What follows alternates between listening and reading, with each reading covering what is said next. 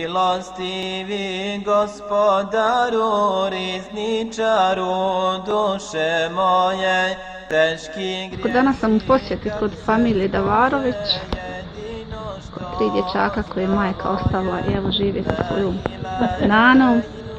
Alhamdulillah, kad imaju s kim da žive, jel tako, Nana?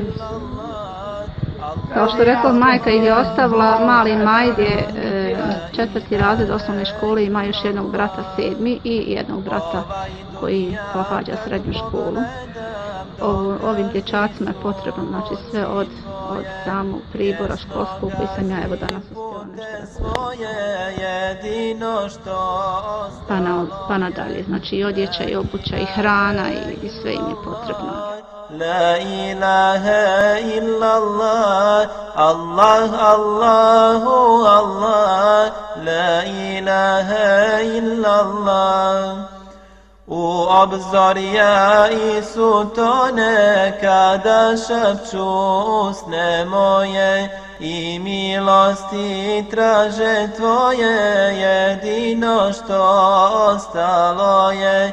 La ilaha illallah,